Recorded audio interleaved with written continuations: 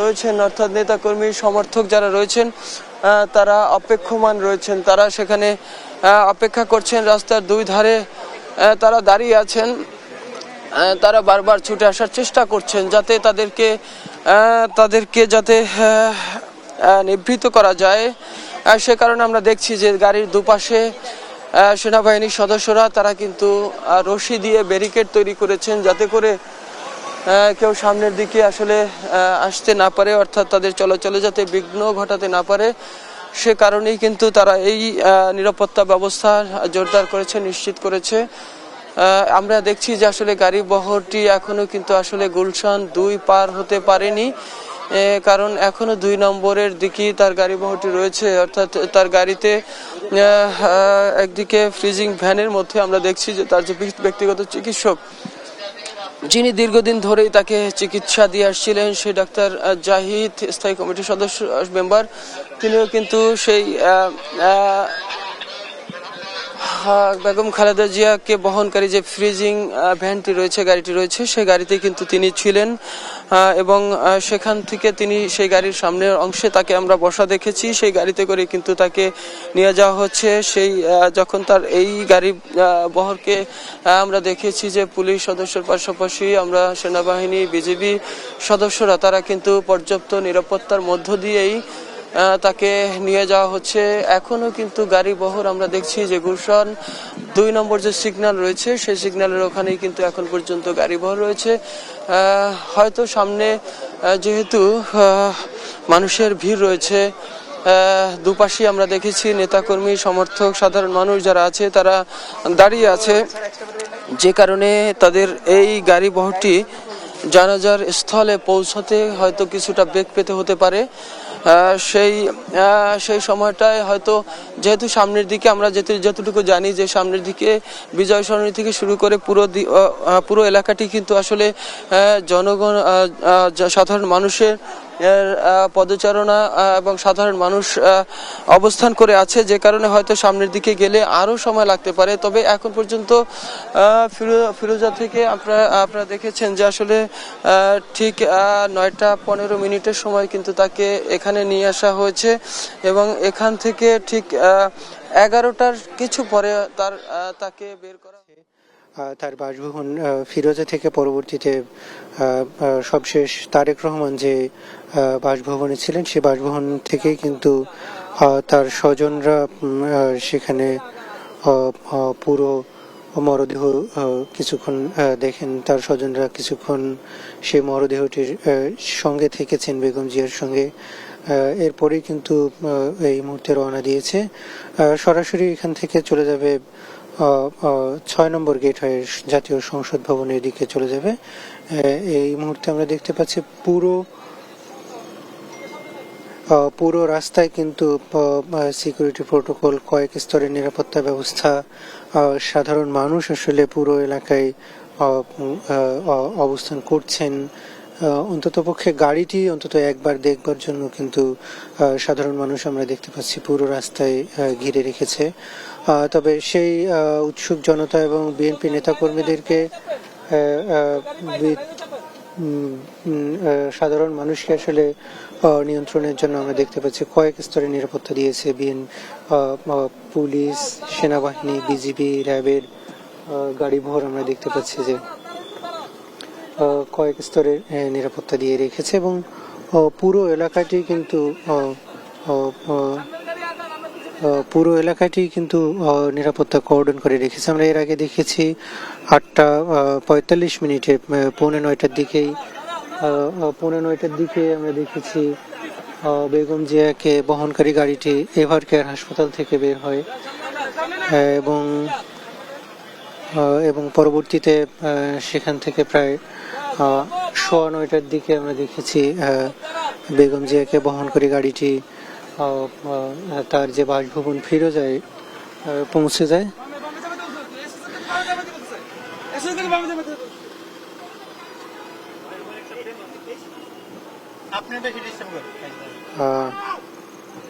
আমরা দেখতে পাচ্ছি এই মুহূর্তে গাড়িটি গুলশান 2 এর যে গুলশান 2 সিগন্যাল যে রয়েছে সেই সিগন্যাল অতিক্রম করছে এই মুহূর্তে।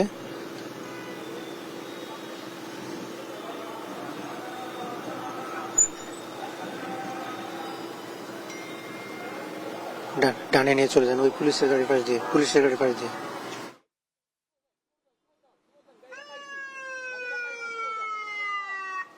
আমরা দেখতে পাচ্ছি গাড়ি বহরে এই এই মুহূর্তে গুলশান 2 অতিক্রম করছে এবং আমরা দেখতে পাচ্ছি কয়েক স্তরে নিরাপত্তা বাহিনীর সদস্যরা কিন্তু এই মুহূর্তে প্রোটোকল দিয়ে রেখেছে এবং পুরো রাস্তায় আমরা দেখতে পাচ্ছি উৎসুক সাধারণ মানুষ কিন্তু এই মুহূর্তে ভিড় করছে, যদিও আইন শৃঙ্খলা রক্ষাকারী বাহিনীর সদস্যরা পুরোপুরি এগুলো নিয়ন্ত্রণ করছে। এই মুহূর্তে আমরা দেখতে পাচ্ছি গুলশান 2 পার হচ্ছে বেগম জিয়ার মরদেহ বহনকারী গাড়িটি।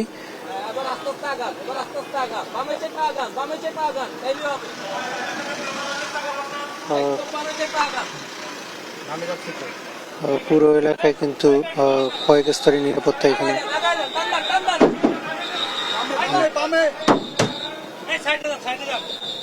কয়েক স্তরের নিরাপত্তা ব্যবস্থা জোরদার করা হয়েছে। পুরো গাড়ি বহরটি কর্ডন করে রেখেছে র্যাব, পুলিশ, বিজিবির সদস্যদের নিরাপত্তা প্রোটোকল কিন্তু পুরো জায়গাটিতে কর্ডন করে রেখেছে।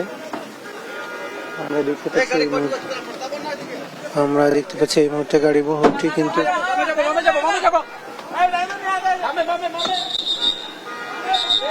গুলশান 2 নম্বর পার হচ্ছে বেগম জিয়া। আসলে পুরো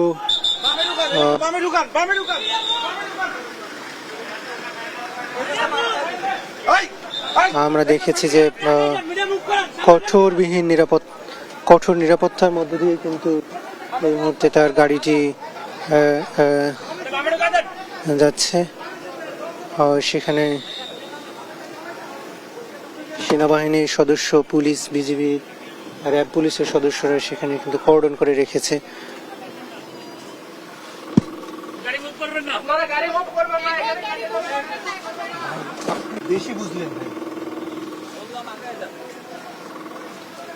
আমরা দেখতে পাচ্ছি এই মুহূর্তে গাড়িটি কিন্তু বেগম জিয়ার বহনকারী গাড়িটি এই মুহূর্তে ক্রস করছে।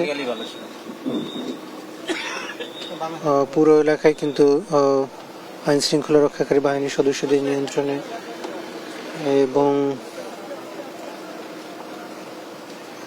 এই মুহূর্তে ক্রস করছে, যেখানে যে বুলেট প্রুফ লাল গাড়িটি, সেখানে প্রথম গাড়িটিতেই রয়েছেন বিএনপির ভারপ্রাপ্ত চেয়ারম্যান তারেক রহমান সহ অন্যান্য তার পরিবারের সদস্যরা। পরবর্তীতে আমরা দেখতে পাচ্ছি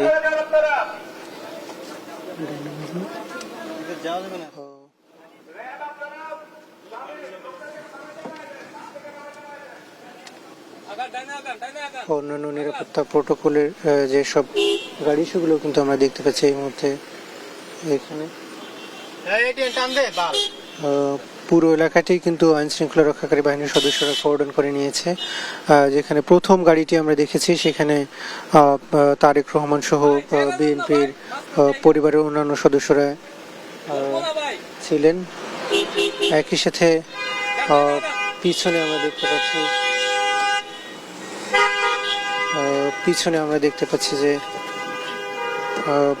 সেনাবাহিনী, পুলিশ, র্যাব এবং বিজিবির প্রোটোকলেই কিন্তু পুরো এলাকাটি এই মুহূর্তে যাচ্ছে। এখন গুলশান পার হয়ে বনানীর দিকে মুভ করছে প্রোটোকল গাড়িটি।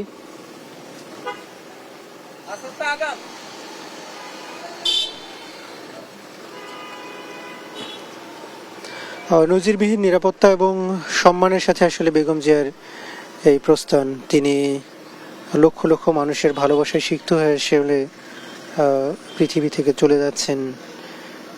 তার এই যে পুরো প্রোটোকল, সেটি কিন্তু নজিরবিহীন এবং তিনি শেষ জীবনে এসে এই সম্মান সেটি কিন্তু তিনি তার প্রাপ্য ছিল এবং বাংলাদেশের সরকার, অন্তর্বর্তী সরকার এবং বিএনপি, সাধারণ মানুষ আসলে তাকে যে সম্মান দিলেন, যে সম্মান নিয়ে তিনি আসলে বিদায় নিলেন, সেটি অভূতপূর্ব। এই মুহূর্তে তাকে বহনকারী লাশবাহী গাড়িটি সেটি কিন্তু এই মুহূর্তে বনানী ক্রস করছে। এখান থেকেই কিন্তু তাকে বহনকারী গাড়িটি সরাসরি নেওয়া হবে সংসদ ভবনের দক্ষিণ প্লাজায়, যেখানে জানাজার জন্য প্রস্তুত করা হচ্ছে। লক্ষ লক্ষ মানুষ আসলে ইতিমধ্যে জাতীয় সংসদ ভবনের দক্ষিণ প্লাজা মানিক মিয়া এভিনিউ অবস্থান করছেন। তারা অপেক্ষা করছেন বেগম জিয়ার জানাজার অংশগ্রহণ করবার জন্য। ঠিক বাদ জোহর দুপুর 2টায় কিন্তু তার জানাজা হবার কথা রয়েছে। সে অনুযায়ী সব ধরনের প্রস্তুতি রয়েছে। অন্তর্বর্তী সরকার, প্রশাসন সব ধরনের প্রস্তুতি ইতিমধ্যে নিয়ে রেখেছে।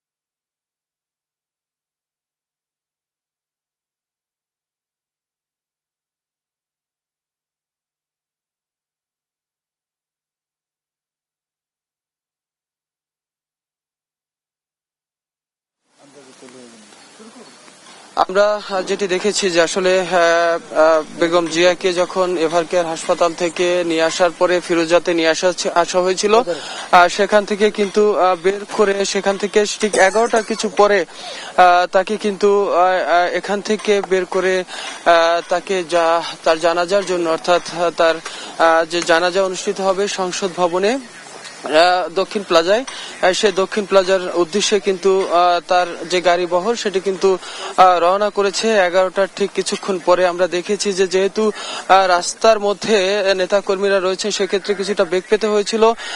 এখন পর্যন্ত আমরা যেটি দেখছি যে আসলে বনানী পার হয়ে তার গাড়ি বহর আমরা দেখেছি যে আসলে বনানী হয়ে তার গাড়ি বহর কিন্তু আস্তে আস্তে আগাচ্ছে।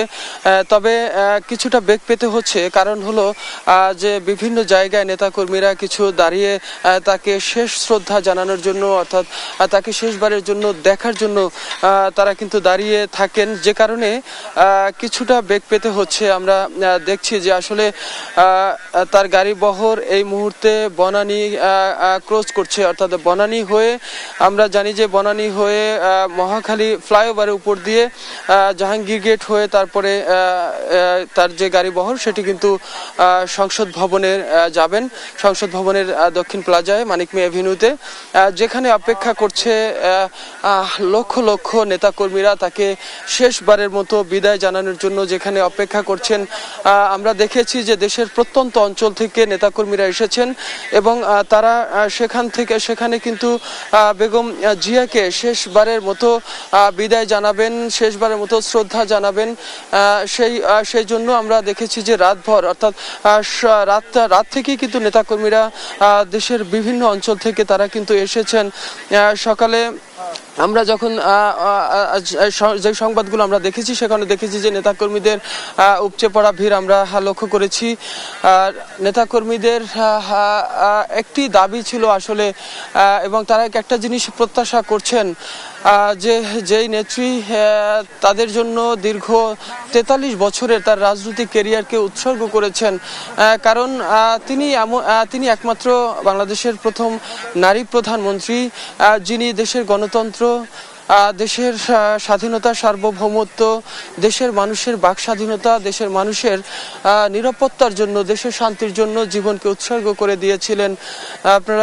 আপনারা জানেন যে আসলে যখন 2006 সালে, অর্থাৎ তার তৃতীয়বার মতো তার যখন তিনি প্রধানমন্ত্রীর শেষ করলেন, অর্থাৎ 2006 সালে, তারপর থেকে আমরা দেখেছি যে নানাভাবে রাজনৈতিক হয়রানির শিকার, রাজনৈতিক প্রতিহিংসার শিকার তিনি হয়েছেন।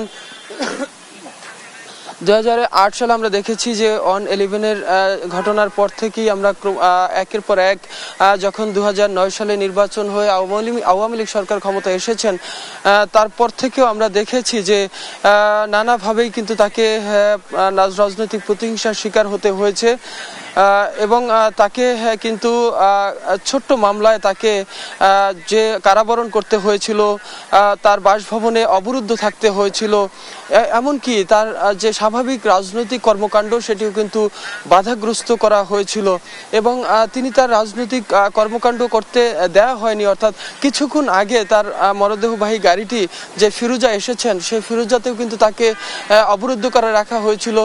ফিরোজার গেটের মধ্যে আমরা দেখেছি যে বালুর ট্রাক রাখা হয়েছিল যাতে করে তিনি রাজনৈতিক কোনো প্রোগ্রামে অংশগ্রহণ করতে না পারেন, বাসা থেকে বের হতে না পারেন এবং সেই সময়ে তার সাথে রাজনৈতিক নেতাকর্মীদের, দলের নেতাকর্মীদের যে যোগাযোগ সেটিও কিন্তু আসলে বিচ্ছিন্ন রাখার জন্য সেই ব্যবস্থাটুকুও কিন্তু করতে কুণ্ঠবোধ করেনি সেই সময় সরকার।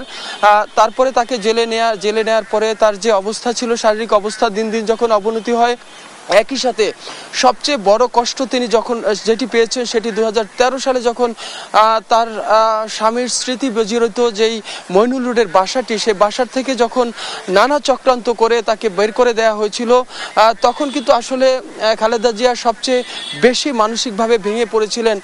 কারণ সেই বাসাটি ছিল তার স্বাধীনতা যুদ্ধ পরবর্তী এবং পুরো সময়টি জুড়ে অনেক স্মৃতি বিজড়িত। সেই বাসায় তার স্বামীর স্মৃতি ছিল, পুরো স্মৃতি বিজড়িত একটি বাসা। সেই বাসা থেকে যে বাসাটি থেকে কিন্তু তাকে অন্যায়ভাবে বের করে দেয়া হয়েছিল। তারপরে কিন্তু আমরা দেখেছি যে সে সেখান থেকে বের হয়ে তার ভাইয়ের বাসায় কিছুদিন ছিলেন। তারপরে গুলশানের যে এই ফিরোজা, সেই ফিরোজাতে কিন্তু তিনি ভাড়া বাসায় তিনি উঠেছিলেন আর সেখান থেকে কিন্তু তাকে আজকে চিরবিদায় দিয়েছেন। তার খুব কাছের যারা স্বজন রয়েছেন তারা চিরবিদায় দিয়েছেন। তারপর থেকে তার গাড়ির তাকে নিয়ে সংসদ ভবনের সে মানিক মিয়া অ্যাভিনিউতে নিয়ে যাওয়ার যেই প্রচেষ্টা সেটি যাচ্ছেন।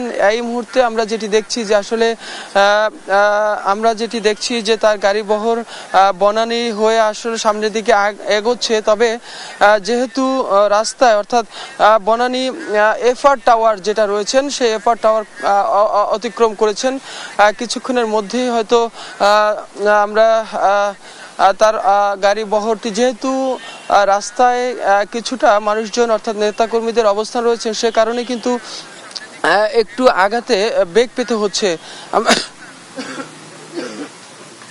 আমরা যেটি বলছিলাম যে তার গাড়ি বহর এই মুহূর্তে বনানী এফআর টাওয়ার পার হচ্ছে, অর্থাৎ বনানী শেরাটন পার হয়ে সামনের দিকে এগোচ্ছে। সামনে হয়তো কিছুটা সময় পেতে হচ্ছে, কারণ পুরো সড়কের দুপাশেই আমরা দেখেছি যে নেতাকর্মী এবং যারা দলীয় নেতাকর্মী, সাধারণ মানুষ, তারা কিন্তু আসলে এই মহিষী নারীকে এক নজর দেখার জন্য তারা কিন্তু প্রতীক্ষা করছিলেন দীর্ঘ সময় ধরে। আসলে যেহেতু তাকে ফ্রিজিং গাড়ির মধ্যে রাখা হয়েছে এবং যেটি জাতীয় পতাকা মোড়ানো যে গাড়িটি, সেই গাড়ির মধ্যে যেহেতু তিনি রয়েছেন সে কারণে আসলে বাহির থেকে তাকে দেখার কোনো সুযোগ নেই। তবে তারপরও নেতাকর্মীদের যে একটি আক্ষেপ, নেতাকর্মীদের যে একটি ইচ্ছে যে হয়তো গাড়িটা দেখলেও হয়তো তারা শান্তি পান, যেটি আমাদেরকে বলছিলেন যে যারা এক কর্মী, অর্থাৎ তার এক কর্মী তিনি এসেছিলেন, তিনি বলছিলেন যে আসলে নেত্রীকে না দেখতে পারলো তার গাড়িটা দেখেও তিনি শান্তি পাবেন, সেজন্যই আসছেন। সেই একই আক্ষেপ নিয়ে, একই ইচ্ছা নিয়ে আমরা দেখেছি যে রাস্তার দুধারেই কিন্তু আসলে মানুষজন দাঁড়িয়ে আছেন। বলে রাখি যে আসলে সাবেক প্রধানমন্ত্রী খালেদা জিয়া তিনি তার রাজনৈতিক জীবনটাই শুরু করেছিলেন আসলে মানুষের জন্য, এবং সেই মানুষের জন্য রাজনীতি করতে গিয়ে মানুষের যে ভালোবাসা, সেই পূর্ণ ভালোবাসা কিন্তু তিনি পেয়েছেন। আমরা দেখেছি যে আপনি জানেন যে তিনি একজন নারী মুক্তিযোদ্ধা বটে, তিনি নারী মুক্তিযোদ্ধা, অন্যদিকে তিনি কিন্তু একটি রাজনৈতিক দল দীর্ঘ 43 বছর ধরে তিনি সেই রাজনৈতিক দলকে সংগঠিত করতে সক্ষম হয়েছেন এবং যে রাজনৈতিক দলটি বাংলাদেশের সবচেয়ে বৃহৎ দল হিসেবে ধরা হয়, সেই রাজনৈতিক দলকে তারই এক এক নেতৃত্বে এই দলকে সংগঠিত করে আজকে সেই জাতীয়তাবাদী দল আজকে বাংলাদেশের বৃহৎ দলে পরিণত করেছেন। শুধুমাত্র তার আদর্শ, তার নেতৃত্ব, তার বলিষ্ঠতা, তার যোগ্যতার প্রমাণ তিনি কিন্তু এখানেও রেখে গেছেন। সেই সাথে আপনারা জানেন যে আসলে যখন এরশাদ বিরোধী আন্দোলন হয়েছে 90-তে, সেই 90 আন্দোলনের পরবর্তী সময় কিন্তু আমরা দেখেছি যে তিনি কিন্তু কোনো ধরনের আপোষ করেননি। তিনি সব সময় ন্যায়ের পক্ষে ছিলেন এবং তিনি কখনই দেশের স্বাধীনতা, দেশের সার্বভৌমত্ব, দেশের সম্মান ক্ষুণ্ণ হবে, অন্য রাষ্ট্রের কাছে দেশের সম্মান ক্ষুণ্ণ হবে এমন কোনো কর্মকাণ্ডর ব্যাপারে তিনি কখনো আপোষ করেননি। যে কারণে বাংলাদেশের মানুষ তথা বিশ্বের মানুষ তাকে আপোষহীন নেত্রী হিসাবে তাকে উপাধি দিয়েছেন এবং তিনি আপোষহীন জায়গায় তিনি শেষ পর্যন্ত কিন্তু রয়ে গেছেন। আমরা দেখেছি যে সেই এরশাদ বিরোধী আন্দোলন থেকে শুরু করে 111 যখন হয়েছে, 111-এও কিন্তু তিনি কোনো ধরনের আপোষ করেননি, যে কারণে সে সময় তাকে কিন্তু আসলে কারাভোগ করতে হয়েছিল।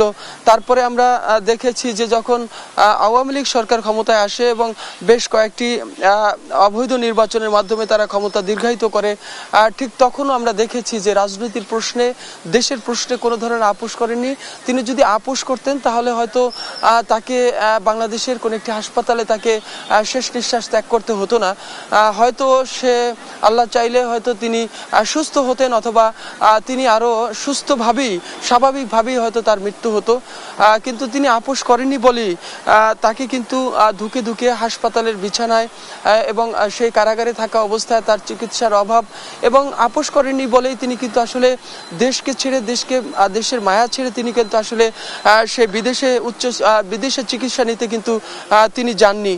যে কারণে আপনারা জানেন যে তিনি যখন জেলখানায় ছিলেন তখনও কিন্তু বেশ কয়েকটি রোগে কিন্তু তিনি আক্রান্ত ছিলেন, এবং সেই সাথে 2021 সালে আমরা দেখেছি যে তিনি কিন্তু করোনায় আক্রান্ত হয়েছিলেন এবং সে সময় তার অবস্থা সংকটাপন্ন ছিল।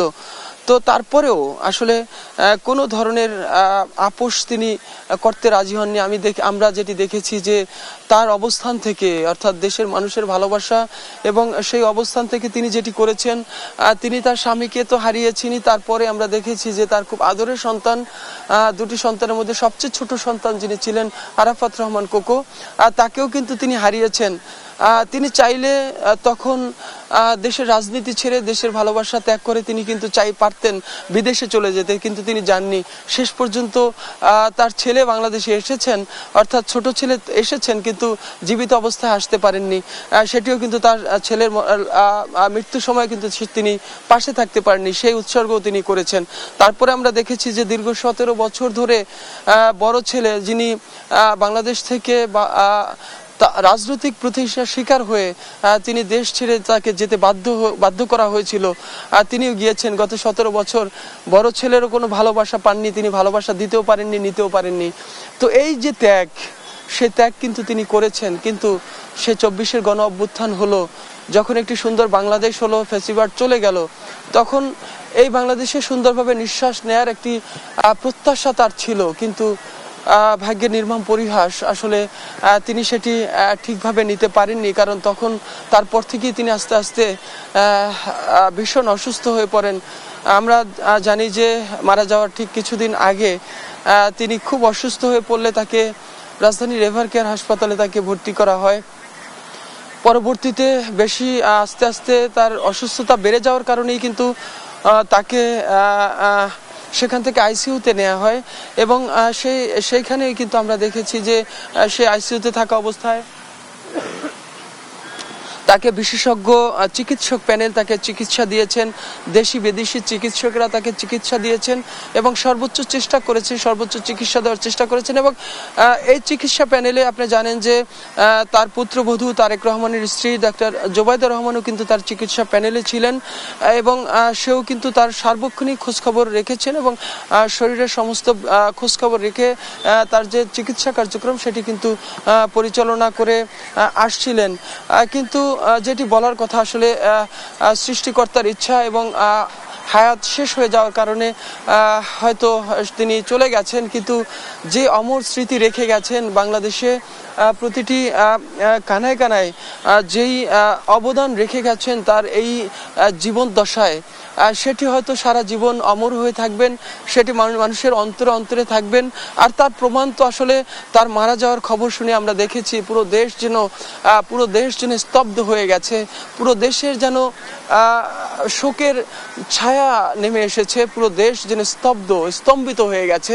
আমরা দেখেছি যে শুধু দলীয় নেতাকর্মী নয়, যে কোনো দলই আমরা দেখেছি যে তাকে যারা ওই সময় রাজনৈতিক প্রতিহিংসার শিকার করেছেন, তাকে বিভিন্নভাবে জুলুম নির্যাতন করেছেন, তারাও শোক জানিয়েছেন। আমরা দেখেছি যে শুধু বাংলাদেশ নয়, বিদেশির বিভিন্ন দূতাবাস, বিভিন্ন দেশ থেকেও কিন্তু আসলে শোকবার্তা পাঠানো হয়েছে।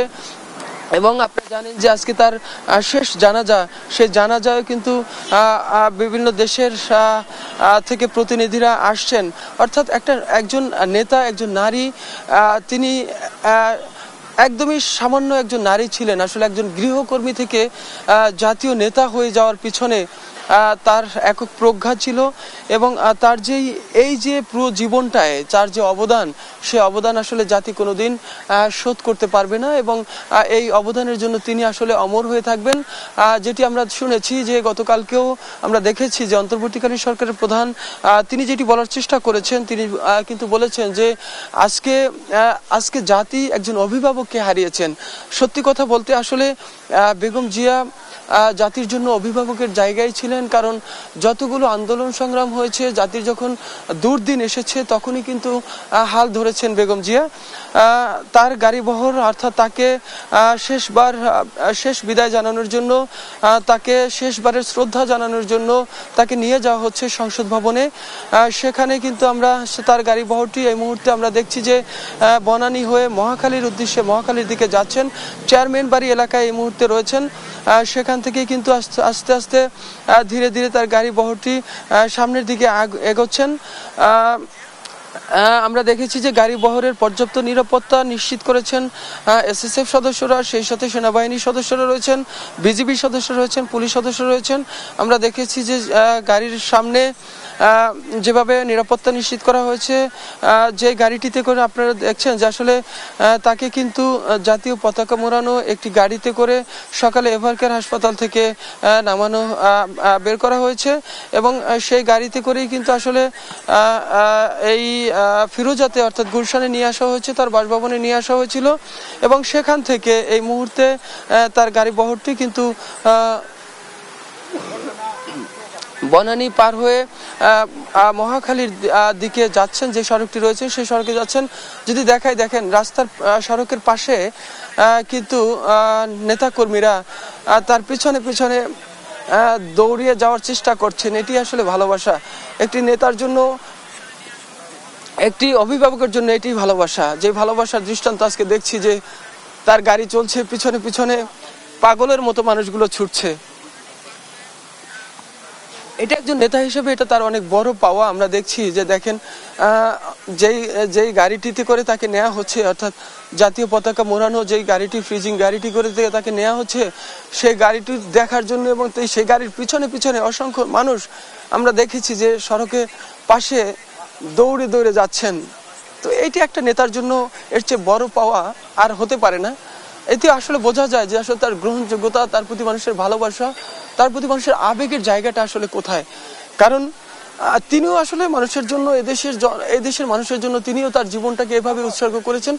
এভাবেই কিন্তু আমরা দেখেছি যে যখনই দেশের একটি ক্রান্তিকাল এসেছে, তখনই কিন্তু তিনি সর্বোচ্চ দেশের হাল ধরেছেন এবং সেখান থেকে দেশকে আবার মূল জায়গায় নিয়ে আসার যে চেষ্টা, সেটি তিনি কিন্তু করেছেন। যেটি ঘটেছিল সেই 90-এর পরে আমরা দেখেছি, এবং সেই 96-এর পরে যখন 2001-এ নির্বাচন হল তখনই কিন্তু তিনি হাল ধরেছেন। আবার আমরা দেখেছি যখন এই দীর্ঘ 17 বছর স্বৈরা শাসক ছিল, সেই স্বৈরা শাসনের অবসান যখন ঘটছে, তারপরেও এই সময়টা কিন্তু আসলে তার খুব প্রয়োজন ছিল দেশের স্বার্থে। দর্শক, এই মুহূর্তে তার গাড়িবহর আমরা যেটি দেখছি যে মহাখালী ফ্লাইওভারের উপরে উঠছেন। মহাখালী ফ্লাইওভার হয়ে জাহাঙ্গীর গেট হয়ে তারপরে কিন্তু গাড়ি বহরটি কিন্তু জাতীয় সংসদ ভবনের দক্ষিণ প্লাজায়, যেটি মানিক মিয়া এভিনিউ, সেখানে সেই পর্যন্ত সেখানে যাবেন, কারণ সেখানে অপেক্ষা করছেন লক্ষ লক্ষ তার ভক্ত, তার অনুরাগী, তার ভালো তার কর্মী, তার সমর্থকরা কিন্তু সেখানে অপেক্ষা করছেন তাদের প্রিয় নেত্রীকে শেষবারের মতো শ্রদ্ধা জানাবেন, তাদের প্রিয় নেত্রীকে শেষবারের মতো বিদায় জানাবেন। সেজন্য কিন্তু সেখানে অপেক্ষা করছেন হাজার হাজার লক্ষ লক্ষ নেতাকর্মী সেখানে অপেক্ষা করছেন। এই মুহূর্তে আমরা যেটি দেখছি যে তার গাড়ি বহরটি ঠিক মহাখালী ফ্লাইওভার অতিক্রম করছে এবং সেই গাড়ি বহরটি মহাখালী ফ্লাইওভার হয়ে জাহাঙ্গীর গেট হয়ে কিন্তু সংসদ ভবনের দিকে যাবেন। তার গাড়ি বহরের সামনে আমরা দেখছি যে নেতাকর্মীরা এবং তার যারা রয়েছেন তারা সে গাড়িটি অনুসরণ করছেন। আমরা এর আগেও দেখেছি যে যখন তিনি বনানী অতিক্রম করছেন, তার গাড়িটি যখন পার হচ্ছেন, তখন যারা তার অনুসারী অর্থাৎ নেতাকর্মী রয়েছেন তারাও কিন্তু সেই গাড়ির পিছনে পিছনে ছুটতে দেখেছি, পাগলের মতো ছুটতে দেখেছি। এটা একটি নেতার সবচেয়ে বড় পাওয়া, সে যে জনবান্ধব এবং জনগণের অন্তরে ছিল সেটি কিন্তু আসলে প্রমাণ করেছে তার মরে যাওয়ার পরেও। তার ইন্তিকালের পরেও আমরা দেখেছি যে আসলে পুরো জাতি শোকে বিহ্বল হয়ে পড়েছেন, শোকাহত হয়েছেন, তারা শোক প্রকাশ করেছেন। আমরা দেখছি যে তার গাড়িটি কিন্তু সামনের দিকে এগিয়ে যাচ্ছেন। দুপাশে যারা অবস্থান করে আছেন, অর্থাৎ তাকে শেষ বিদায় জানানোর জন্য এই মুহূর্তে আমরা দেখছি যে তার গাড়ি বহর বনানী পার হয়ে মহাখালী পার হচ্ছেন এবং মহাখালী পার হয়ে জাহাঙ্গীর গেট হয়ে কিন্তু জাহাঙ্গীর গেট হয়ে তার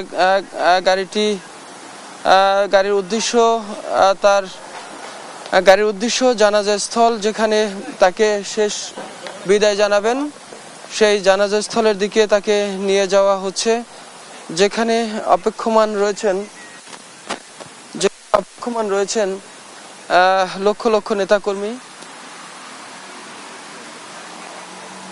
যেখানে অবস্থান করছেন। এই মুহূর্তে তার গাড়ি বহর কিন্তু জাহাঙ্গীর গেট পার হচ্ছে। আমরা যেটি দেখছি যে জাহাঙ্গীর গেট ফ্লাইওভার থেকে নেমে জাহাঙ্গীর গেট পার হয়ে বিজয় সরণি হয়ে তারপরে কিন্তু আসলে ঢুকবেন সেই সংসদ ভবনের দিকে যাবেন। তো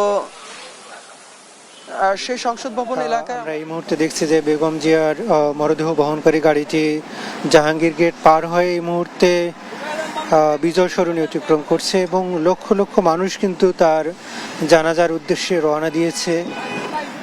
শেষ সময় এসে বেগম জিয়ার এই সম্মান, এটি কিন্তু অনেক বেশি তার জন্য প্রাপ্তি এবং তিনি যে গণতন্ত্রের জন্য, বাংলাদেশের স্বাধীনতা সার্বভৌমত্বের জন্য যে লড়াই সংগ্রাম করেছেন তারই কিন্তু প্রতিশ্রুতি এবং তারই আমরা দেখতে পাচ্ছি প্রতিফলন এই এই এই এই জায়গাটি এবং এই সম্মান আসলে তার একমাত্র তারই প্রাপ্তি। তিনি গণতন্ত্রের জন্য, মুক্তির জন্য যে লড়াই সংগ্রাম করেছেন, এটি তার জন্য বড় প্রাপ্তি এবং বাংলাদেশের সরকার রাষ্ট্রীয়ভাবে আসলে তাকে সর্বোচ্চ সম্মানের সাথে আসলে তাকে বিদায় দিতে চেয়েছে। তারই অংশ হিসেবে আমরা দেখতে পাচ্ছি যে সর্বোচ্চ নিরাপত্তা প্রোটোকল কিন্তু তাকে দেওয়া হচ্ছে এবং পুরো এলাকায় আমরা দেখেছি যে সেনাবাহিনী, র্যাব, পুলিশ, বিজিবি, আনসার সদস্যদের কয়েক স্তরের নিরাপত্তা ভেদ করে কিন্তু তার বহরের গাড়িটি কিন্তু আমরা যেতে দেখেছি এবং এই মুহূর্তে কিন্তু তার বহরের গাড়িটি ইতিমধ্যে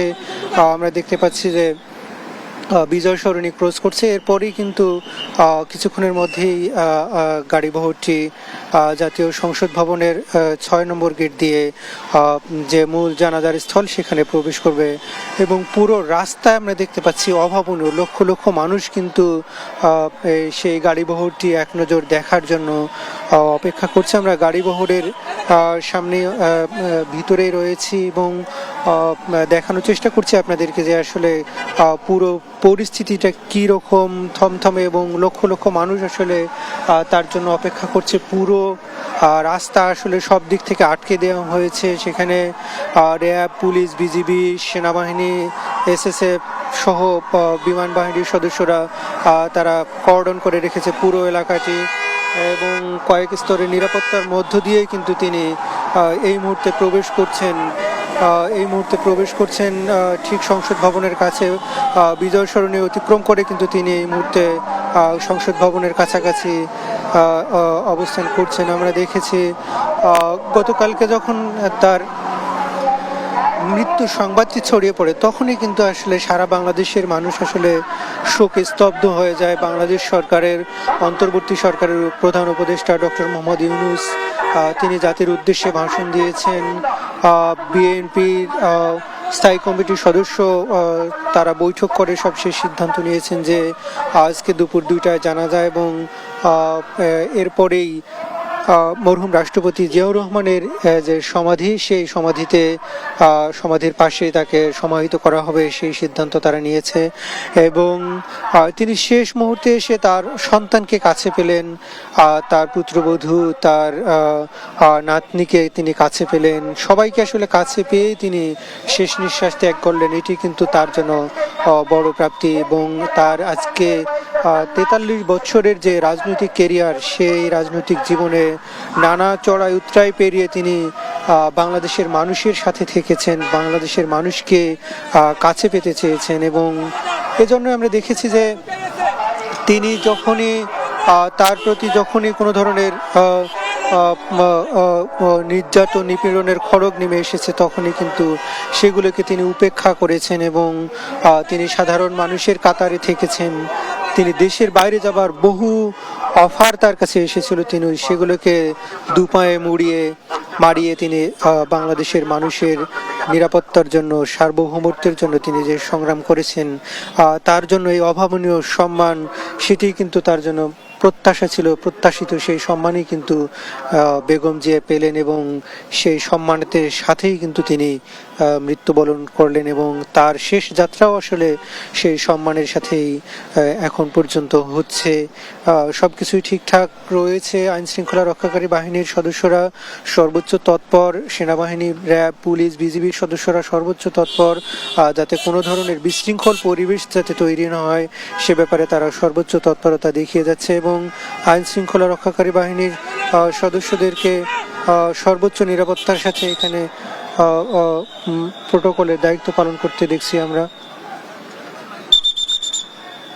আমরা দেখতে পাচ্ছি যে তাকে বহনকারী গাড়িটি ইতিমধ্যে সংসদ ভবনের ভিতরে প্রবেশ করেছে। আমরা এই মুহূর্তে অপেক্ষা করছি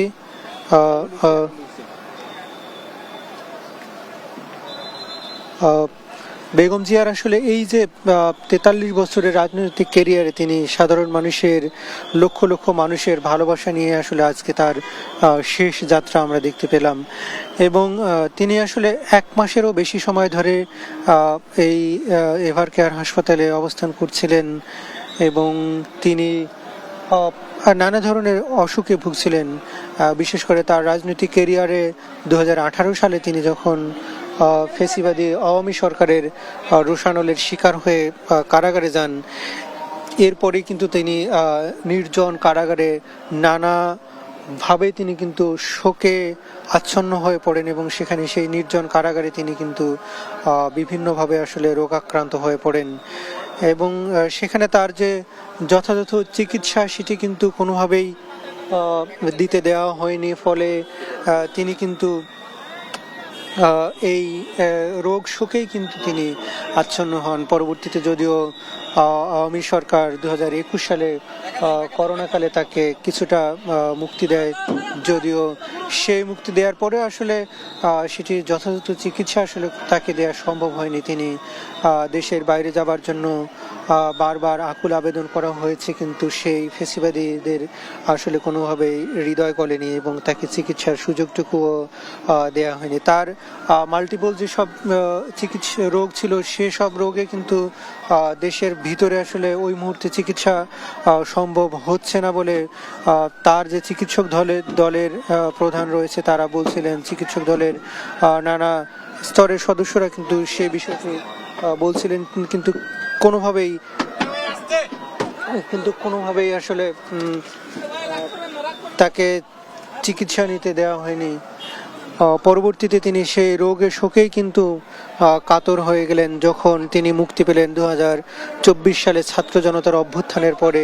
আওয়ামী সরকারের, ফ্যাসিবাদী সরকারের পতন হলে তিনি যখন মুক্তি পেলেন ততক্ষণে তার কিন্তু শারীরিক অবস্থা খুবই বাজেভাবে খারাপ হয়ে যায় এবং তিনি শয্যাশয়ী হয়ে পড়েন।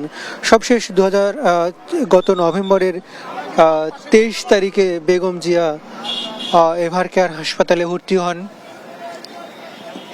এর আগেও তিনি একাধিকবার এই হাসপাতালে এসেছিলেন। হাসপাতালের স্টাফ, নার্স, চিকিৎসকরা তার অত্যন্ত পরিচিত ছিল, যেখান থেকে তিনি বারবার এসেছেন, ফিরে গিয়েছেন, কিছুটা সুস্থ হয়েছেন।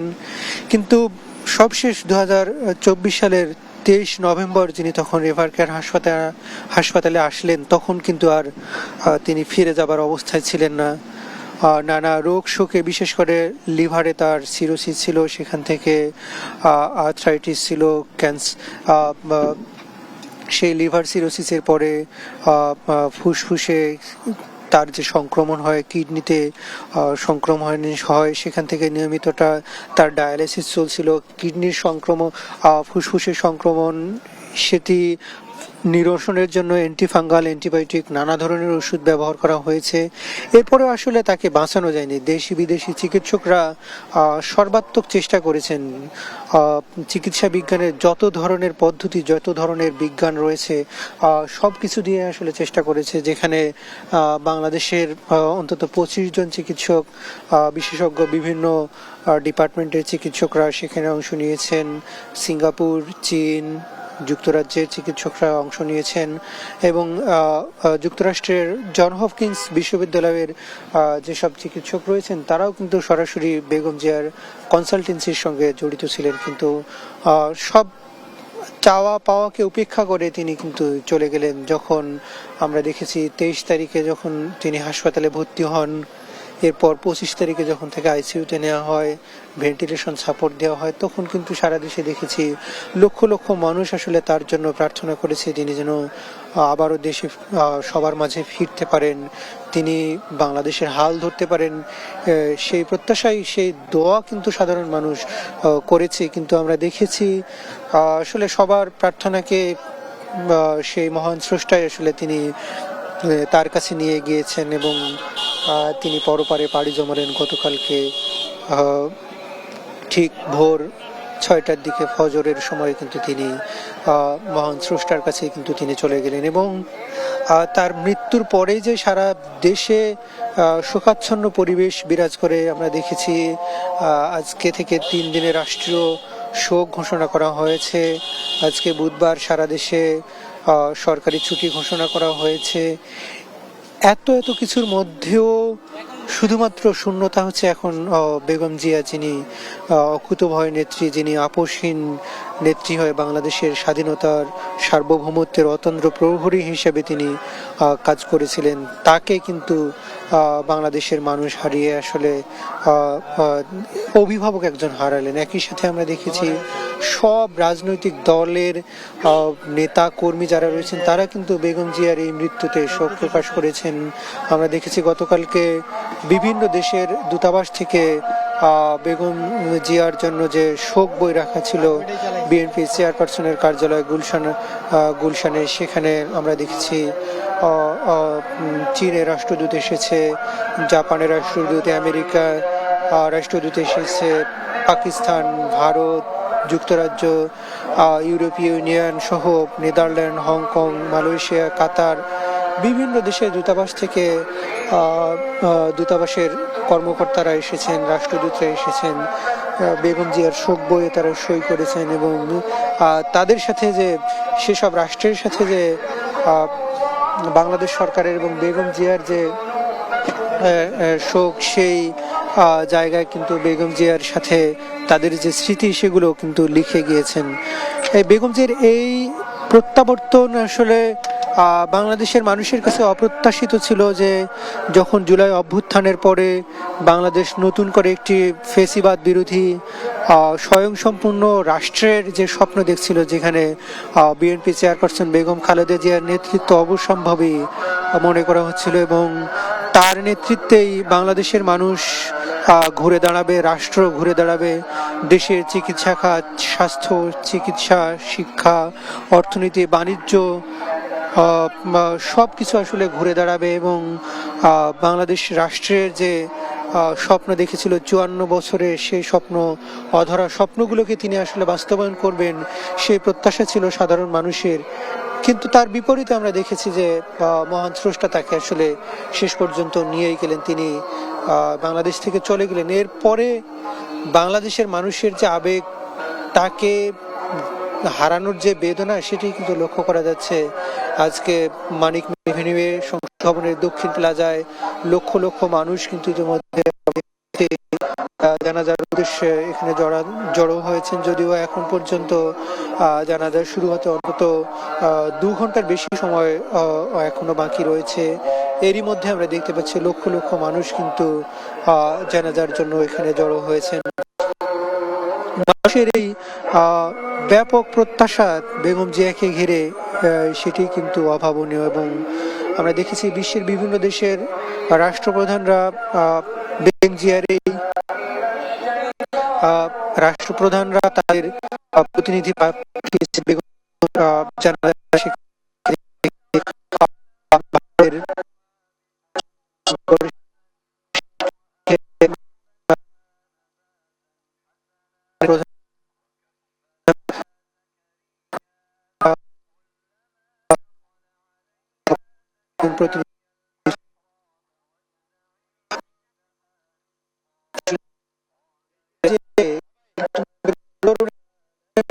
পথিকৃৎ হিসেবে গ্রহণ, সেটি কিন্তু লক্ষণীয় আমরা দেখেছি।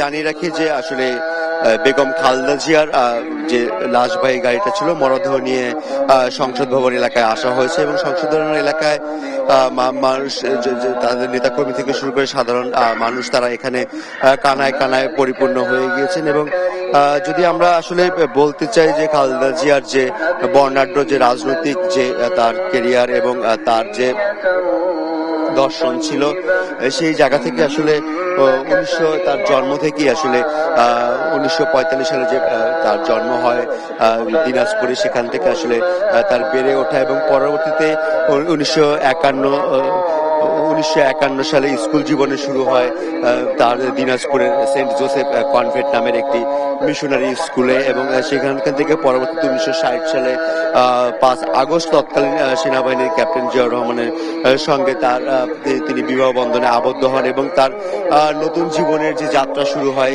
এই শহীদ রাষ্ট্রপতি জিয়াউর রহমানের হাত ধরে। সেই যাত্রার সেই দীর্ঘ যাত্রা এবং সেই থেকে তিনি রাজনীতি জীবনে তার যে প্রবেশের বিষয়টা চলে আসে এবং 1965 সালে 20 নভেম্বর প্রথম সন্তান তারেক রহমানের জন্ম হয় খালেদা জিয়া এবং তারপর তার ঘরে আসেন আরাফাত রহমানের 1990 সালে 12 আগস্ট এবং তিনি 2 সন্তানের জননী। সে 2 সন্তানের জননী হলেও তিনি ধীরে ধীরে বাংলাদেশের জননীতে রূপ নেন এবং তিনি দেশের সকল সন্তান এবং তাদের জন্য যে তার চিন্তা এবং দেশের আপামর মানুষের জন্য যে মুক্তির চিন্তা, সেই দিশের স্থান থেকে তিনি আসলে সকলেরই এখন দেশেরই মা হিসেবে তিনি গণ্য হচ্ছে। এবং জানিয়ে রাখি আসলে 1971 সালে যে মহান মুক্তিযুদ্ধের শুরু হলে 2 সন্তান সহ আত্মগোপনে চলে যায় খালেদা জিয়া। তিনি তখন ছিলেন চট্টগ্রামে। এক পর্যায়ে তিনি ঢাকায় আসতে বাধ্য হন। 2 জুলাই ঢাকায় সিদ্ধেশ্বরীতে একটি বাসায় থেকে পাকিস্তানি সেনারা 2 ছেলে সহ খালেদা জিয়াকে বন্দি করে ওই বন্দি দশা থেকে তিনি বের হন ওই বছরের 15 ডিসেম্বর। এই সময়টা পুরোটা সময় তিনি ঢাকা সেনানিবাসে বন্দি অবস্থাতে ছিলেন এবং এরপরে আসলে যে পরবর্তীতে বিভিন্ন দেশের বাক পরিবর্তন এবং রাজনীতির পরিবর্তন থেকে শুরু শুরু করে সবকিছু যখন হচ্ছিল 1981 সালে 30 মে বিপদগামী কিছু সেনা কর্মকর্তার হাতে নিহত হন তৎকালীন রাষ্ট্রপতি জিয়াউর রহমান। তো স্বামী হারানোর পরবর্তীতে খালেদা জিয়া তিনি রাজনীতির প্রতি তার কিছুটা হলেও কিছু ভীতি কাজ করছিল এবং সেই বিষয়টা তিনি আন্তর্জাতিক গণমাধ্যমে তিনি বলেছিলেন যে আসলে রাজনীতির প্রেক্ষাপটটা কি হবে, কিন্তু তার আসলে দলীয় সময়কার নেতাকর্মীরা যারা ছিলেন তাদের অনুপ্রেরণা এবং তার যে আসলে সাহস ছিল সেই সাহসী জায়গা থেকে তিনি যে একজন গৃহিণী থেকে তিনি হচ্ছে যে পরে সারা রাজনীতির মধ্যে তার প্রবেশ করে এবং তার রাজনীতির জীবনে তিনি হচ্ছে যে তার রাজনীতির শুরুর জীবনে 10 বছরের মাথায় তিনি বাংলাদেশের প্রথম নারী প্রধানমন্ত্রী হন। 1982 সালে আমরা যদি পর্যায়ক্রমে তার রাজনৈতিক সেই সালগুলো হিসেব করি এবং তার প্রেক্ষাপটগুলো হিসেব করি তাহলে আমরা দেখতে পাবো যে 1982 সালের নেতাকর্মীদের আহ্বানের জানুয়ারি মাসে খালেদা জিয়া তিনি দলীয় সদস্য পদ গ্রহণ করেন এবং তার ধীরে ধীরে তার রাজনৈতিক যাত্রা শুরু হয়। কিন্তু বলে রাখি যে তিনি এই সময়টা সম্পূর্ণ সময়টা তিনি স্বৈরাচার এরশাদ বিরোধী আন্দোলনের সাথে তিনি সম্পৃক্ত ছিলেন এবং তিনি স্বৈরাচার বিরোধী আন্দোলনে যখন সম্পৃক্ত হন তখন তার বিএনপিতে তখন তিনি যোগদান করেননি এবং তিনি আসলে দলকে সুসংগঠিত রাখার জন্য ঐক্যবদ্ধ রাখার জন্য তিনি পরবর্তীতে দলীয় নেতাকর্মীদের অনুরোধে কোন ধরনের আসলে প্রতিদ্বন্দ্বিতা ছাড়াই 1984 সালের এপ্রিলে বিএনপির ভারপ্রাপ্ত চেয়ারম্যান হিসেবে তিনি নির্বাচিত হন এবং তারপর থেকেই তার আসলে তার যে দীর্ঘদিনের যে গণতন্ত্রের লড়াই এবং দেশের যে স্বৈরতান্ত্রিক মুক্তির যে লড়াইটা ছিল সেই লড়াইয়ে তিনি আরো বেগবান হয়ে পড়েন এবং সেই সাথে আসলে 1987 সালে এরশাদ বিরোধী যে আন্দোলনের রাজপথের তিনি পরবর্তীতে আপসহীন নেত্রী হয়ে ওঠেন এবং তিনি তার নাম সারা দেশের মানুষ তখন আসলে জানতে শুরু করে যে খালেদা জিয়া তিনি রাজনৈতিক ময়দানে এসেছেন এবং তার যে দূরদর্শী চিন্তা এবং তার যে রাজনৈতিক কৌশল সবকিছু নিয়ে আসলে তিনি তখন এরশাদ হটাও এক দফা আন্দোলন শুরু করেন এবং সেই আন্দোলনের সফলতাও তিনি পেয়েছিলেন এবং সেই সময় আসলে এরশাদ তাকে হচ্ছে যে কারাবরণের দিকেও নিয়ে যায় এবং তাকে আসলে যে ভয় দেখানোর চেষ্টা করেছিল তৎকালীন স্বৈরাচার এরশাদ তাতে তিনি ভয় না পেয়ে আরো উজ্জীবিত হন এবং তিনি নিজেকে আরো তুলে ধরেন এবং মানুষের মাঝে নিজেকে তিনি খুঁজতে শুরু করেন এবং সেই সময় তিনি বলেছিলেন যে তাকে ভয় ভীতি দেখিয়ে কোনো লাভ হবে না, মানুষের মুক্তির জন্য যে লড়াই তিনি শুরু করেছিলেন সেই মুক্তির লড়াইয়ে তিনি তার যে সর্বস্ব রয়েছে সেটা দিয়ে তিনি লড়াই করবেন এবং মানুষকে ঐক্যবদ্ধ করে দেশের যে মুক্তিকামী মানুষের যে মুক্তির স্বাদ সেই স্বাদ দেওয়ার জন্য তিনি তার সারা জীবনের যে পরিশ্রমটা শুরু হয়েছিল সেই সময় থেকে এবং সেই সময় তিনি যে রাজনৈতিক দর্শনের জায়গা থেকে এবং তার যে রাজনৈতিক কৌশল এবং সেই সাথে তার নেতাকর্মীদের প্রতি ভালোবাসা, দেশের মানুষের প্রতি ভালোবাসা এবং দেশ প্রেম এবং দেশের সার্বভৌমত্ব, যেহেতু তার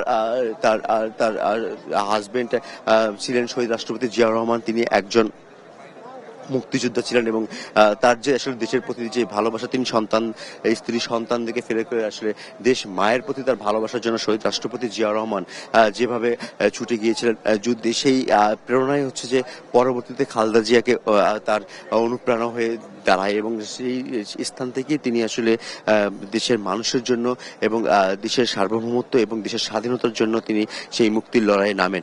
এবং জানিয়ে রাখি আসলে যে 1991 সালে যে পঞ্চম জাতীয় সংসদ নির্বাচনে খালেদা জিয়া তিনি প্রথমবারের মতো সাহস করে 5টি সংসদীয় আসনে তিনি প্রতিদ্বন্দ্বিতা করার সিদ্ধান্ত নেয় এবং সবথেকে যে মজার বিষয় হলো যে তিনি সবকটি আসনেই জয়লাভ করেন বিপুল ব্যবধানে এবং তার যে জনপ্রিয়তা, সে যে সাধারণ মানুষের নেতা হিসেবে দাঁড়িয়ে গেছেন ততদিনে সেই তার 10 বছরের রাজনৈতিক ক্যারিয়ারে যখন তিনি প্রথম প্রধানমন্ত্রী হলেন সেই মাত্র 10 বছরের রাজনৈতিক ক্যারিয়ারে তিনি দেশের প্রতিটি মানুষের তিনি মনে চলে গেছিলেন এবং খালেদা জিয়া তিনি চট্টগ্রাম, নোয়াখালী, ফেনী ওই অঞ্চলের পাশাপাশি তিনি উত্তরবঙ্গ এমনকি দক্ষিণবঙ্গ খুলনা এলাকা থেকেও তিনি নির্বাচন করেছেন এবং প্রতিটা নির্বাচনে দেশের তিনি বিভিন্ন জেলাতেই নির্বাচন করেছেন এবং প্রতিটা নির্বাচনে তার যে জনপ্রিয়তা ছিল তার জনপ্রিয়তা ধারে কাছে তার যে প্রতিদ্বন্দ্বিতা ছিল তারা কেউ যেতে পারেননি এবং যে কারণে তিনি হচ্ছে যে 5টি আসনে নির্বাচন করার সাহস রেখেছেন, কারণ তার বিশ্বাস ছিল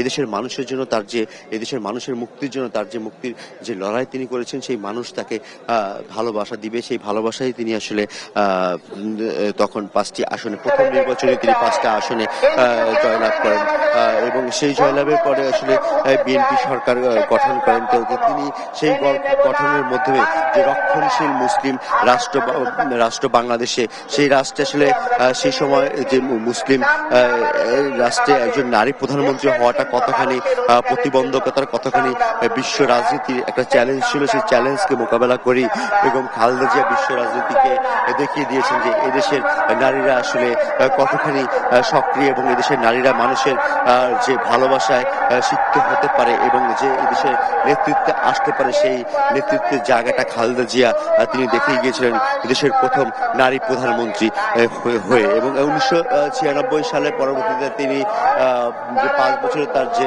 শাসন ব্যবস্থা ছিল, শাসন ব্যবস্থার পরে 1996 সালে তিনি যে 15 ফেব্রুয়ারি একটি নির্বাচন করেছিলেন। সেই নির্বাচনে সেই সরকারের আসলে মেয়াদ ছিল মাত্র 12 দিন। তবে খালেদা জিয়া এখানেই দেখিয়েছেন তার যে আপোষহীন নেত্রী, তিনি আপোষ করেছেন তখন গণতন্ত্রের জন্য, কারণ তৎকালীন তখন সকল দেশ, তখন বিরোধী দলের নেতাকর্মীরা তারা যে তত্ত্বাবধায়ক সরকার দাবি করেছিল, সেই তত্ত্বাবধায়ক সরকারের প্রতি তিনি আশ্বাস রেখে, বিশ্বাস রেখে এবং তিনি যে 12 দিনের সরকার ছিলেন, সেই 12 দিনের সরকারে তিনি হচ্ছে যে বাংলাদেশের তত্ত্বাবধায়ক সরকার প্রতিষ্ঠা করেছিল, নিরপেক্ষ একটি সরকারের অধীনে যে নির্বাচন ব্যবস্থা, তার রূপরেখা এবং তার যে প্রতিষ্ঠাতা তিনি করে গিয়েছিলেন। এবং তার যে এই যে তিনি গণতন্ত্রের জন্য আসলে যে সবার যে অধিকার রয়েছে এবং সবার অধিকারের কথা চিন্তা করে এবং সবার যে নিরপেক্ষতার জায়গাটা তিনি চিন্তা করে, সেই তার যে